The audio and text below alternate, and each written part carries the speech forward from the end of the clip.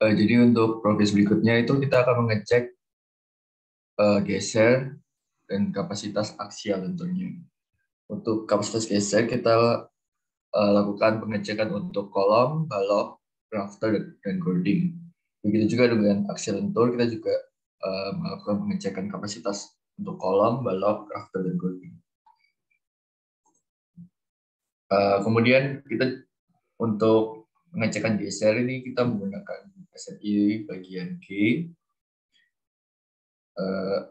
Nah, untuk yang geser, pertama-tama itu kita melakukan pengecekan terhadap kebutuhan pengaku transversal.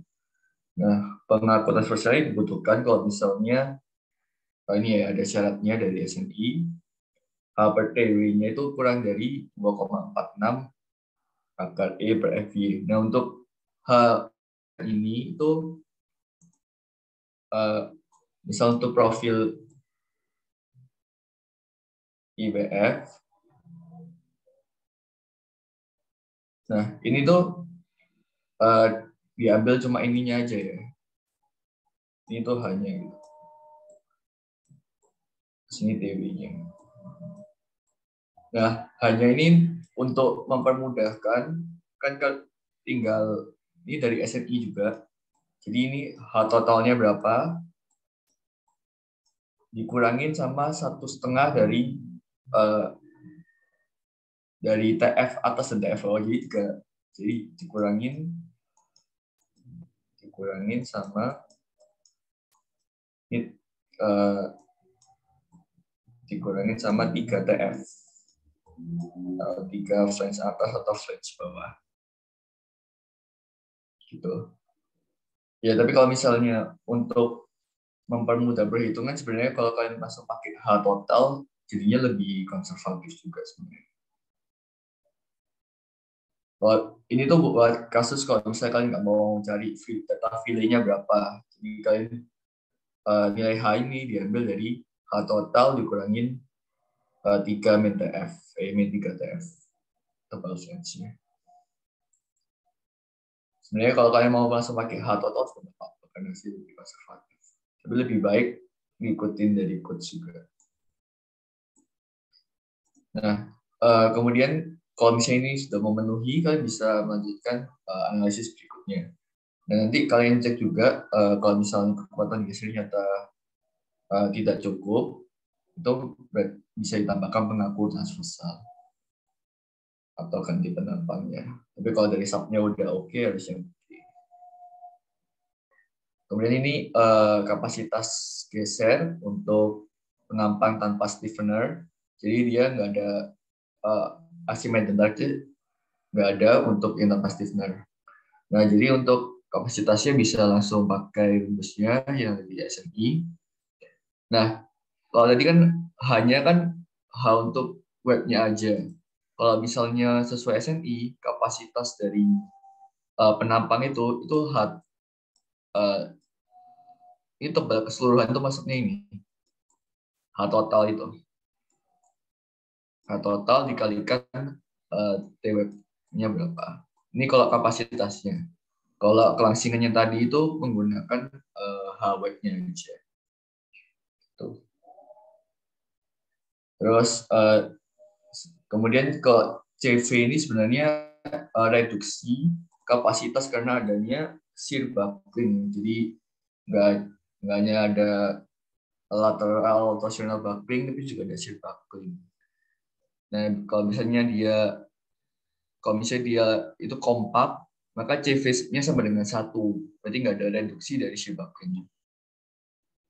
Nah, kalau misalnya dia itu cukup atau lebih besar dari 2,24, itu kita cek juga kalau misalnya dia HPTW-nya itu kurang dari akar KVE per FY, CV-nya bisa diambil dengan 1, kalau misalnya enggak bisa pakai rumus yang ini.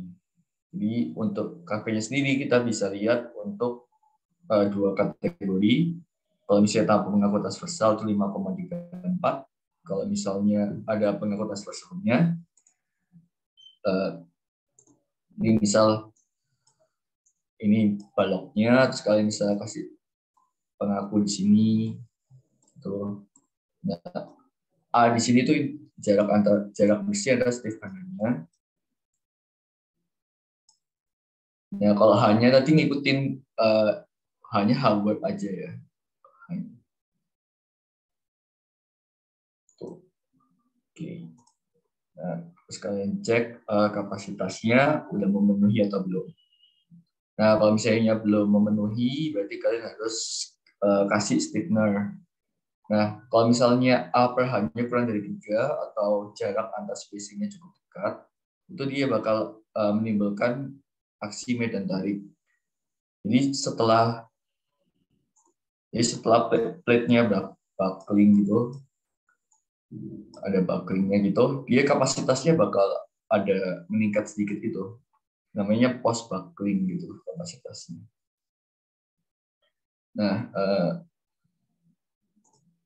terus kalian lihat aja ini di SNI gitu, kalau misalnya per TW-nya kurang dari sekian, itu berarti leleh langsung 0,6 FVAB. Kalau misalnya lebih besar dari 1,1 sekian, kalian bisa pakai rumus yang ada di sini. Kemudian ini kan juga ada CV2. Nah, CV2-nya kalian sesuaikan dengan kelangsungan dari webnya.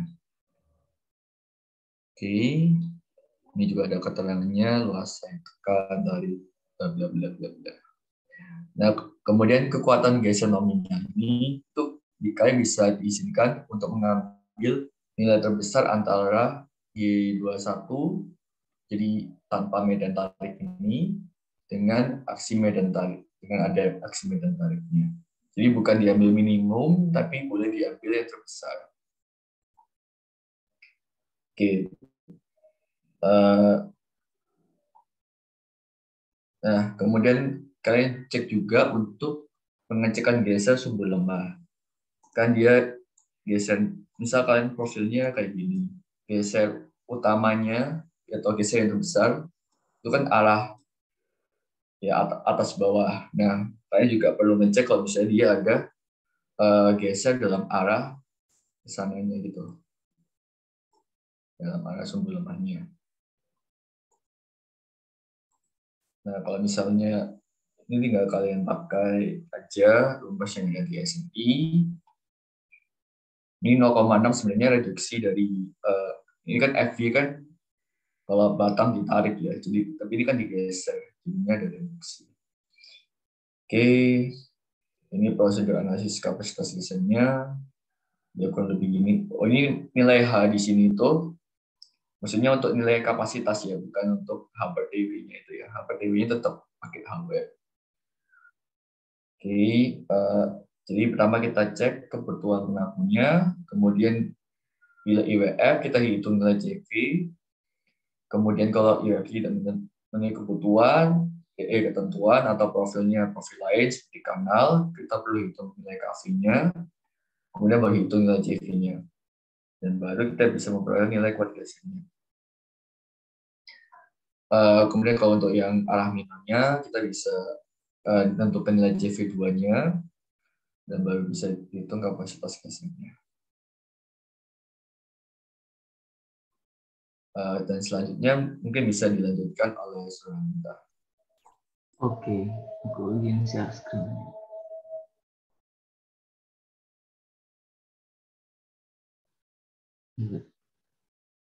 Sebentar.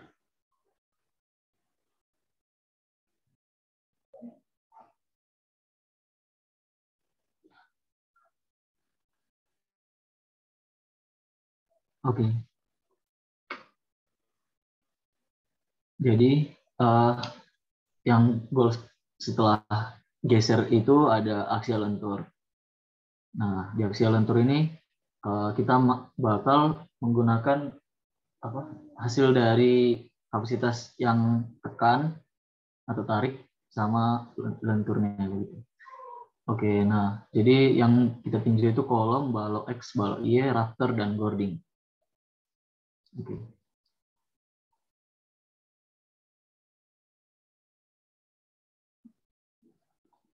Nah ini, jadi pengecekan aksial lentur itu sesuai bab H, sini 1729/2015. Kemudian H, jadi karena dari profil tadi itu yang kita tinjau itu hanya ada yang ganda sama Gording, gitu. Hanya ada yang IWF sama Gording. Ada L juga sih yang angle. Oke, kemudian yang H1 itu kita tentuin dulu si PR per PC ngikutin ini lah semuanya gitu. Nah, jadi ada di sini tuh yang baru ada PR PC. Nah, PR itu kekuatan aksialnya sesuai bab C itu di progres 2 kalau nggak salah. Nah, terus yang PC aksial tersedia. Yang PR ini dari subnya, yang pengecekan gaya dalam juga progres 2, yang PC ini kapasitasnya. Nah, terus yang MRX ini kekuatan lentur perlunya, momen ultimate-nya sesuai subnya. Jadi X itu sumbu mayor dan Y sumbu lemahnya, sumbu minornya gitu. MC yang diperoleh dari progres 3 yang progres minggu lalu. Momen kapasitas momen lenturnya sesuai bab F. Jangan lupa satuannya disesuaikan ini Newton dan Newton meter, Newton milimeter. Oke. Nah, kemudian nanti dari sini diperoleh D per C. Dari sini diperoleh D per C. Nah, kemudian si D per C itu demand per capacity. Nah, demand per capacity aksial lentur. Kemudian itu dimasukin ke sini. Cara zoom.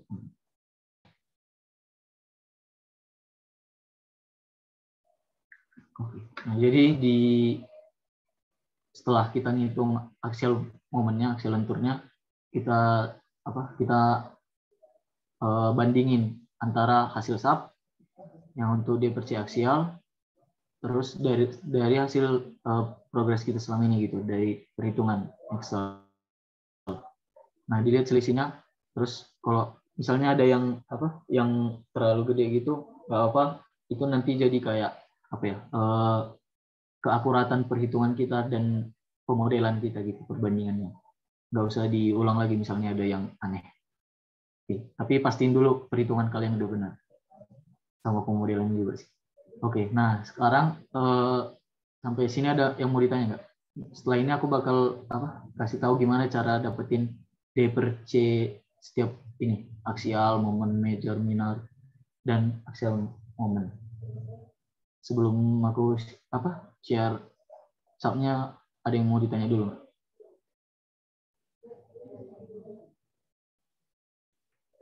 Aman nggak? Aman ya. Oke, aku share sub. Nah, jadi di sub itu kalian udah muncul kan subnya? Apa masih PDF? Udah sub kak. Oke. Nah, jadi di sini kayak biasa kalian run dulu, run analyze, kemudian design check. Pastikan load kombinya udah terassign juga. Oke. Nah, terus kalian misalnya tadi itu yang pertama kolom ya. Nah, kolom. Nah, kalian select dulu si kolomnya, semua kolom. Semua kolom aja. Select frame. Aku di sini pakai yang 300. Oke, setelah semua kolom terselect, kemudian Ctrl T atau Show Table.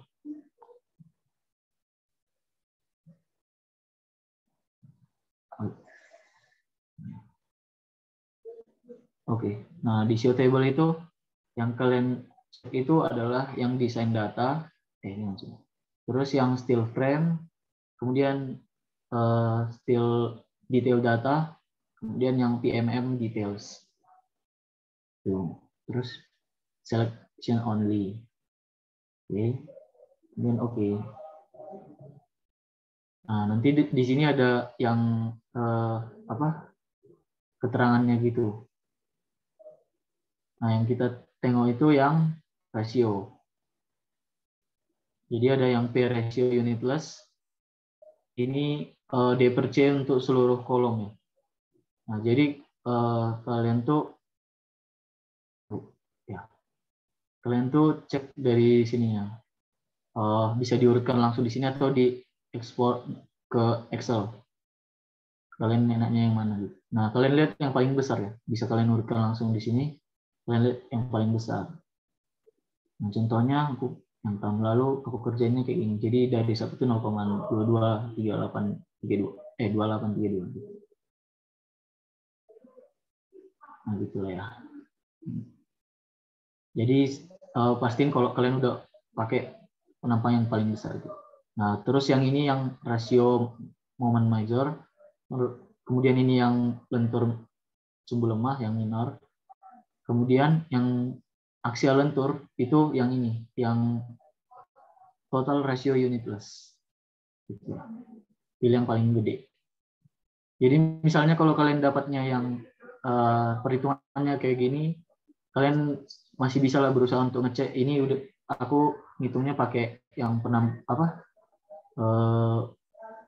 kolom yang udah ultimate belum gitu, gaya ultimate-nya belum. Kalau kalian coba dengan kalian cek lagi kalau ada kolom lain yang lebih terbebani dengan ultimate-nya, maksudnya gaya dalamnya lebih besar, coba kalian ganti perhitungan kalian, terusnya nggak jauh-jauh begitu. Makin jadi kan ini udah ada penemu, terus dari yang ininya tuh yang perhitungan dari progres 2 sama 3, kemudian dicari selisihnya aja. Makin kecil selisihnya, bahkan nilai 0, nah itu makin benar berarti perhitungannya. Gitu. Oke, ada yang mau ditanya?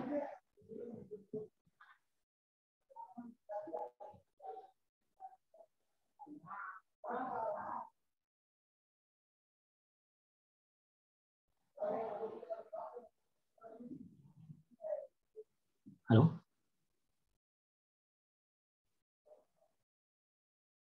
Dari aku aman sih, Kak. Amannya. Nah, ini kan nanti kalian masukin ke laporan. Nah, itu apa ya? Jadi kalau ukur kalian lah seberapa akurat perhitungan dan pemodelan kalian gitu. Jadi diserahkan ke kalian sendiri gitu analisisnya gimana. Nanti kalau ada yang aneh-aneh juga kalian analisis sendiri. Soalnya kayak ada yang gitu lah. Kalau ada selisihnya yang besar banget juga kalian analisis kenapa apa. Oke.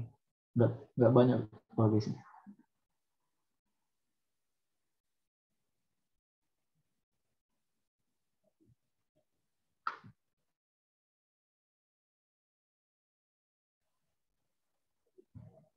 Oke, aku terus. Ada yang ditanya?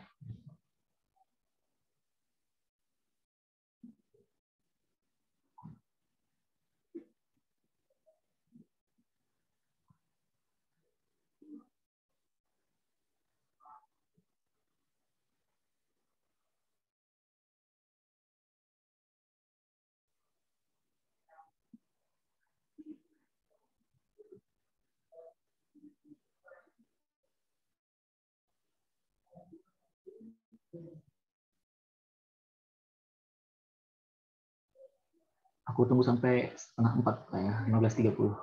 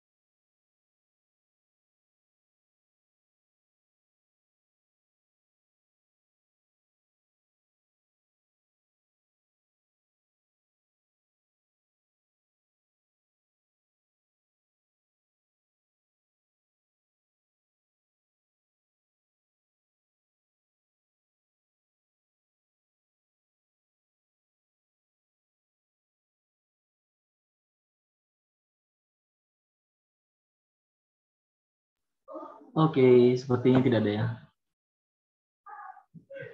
Baik, jadi karena nggak ada lagi yang bertanya, nanti assignment progress 4 bakal dibuat dari asisten di Google Classroom seperti biasa. Kemudian progress 3-nya jangan lupa di-submit.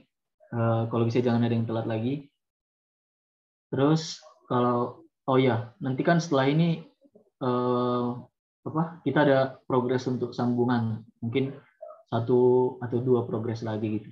Untuk menggambar. Kita bakal menggambar detail desain kita lah. Jadi tolong dipersiapkan AutoCAD-nya begitu. Oke. Kalau ada kendala bisa menghubungi asisten.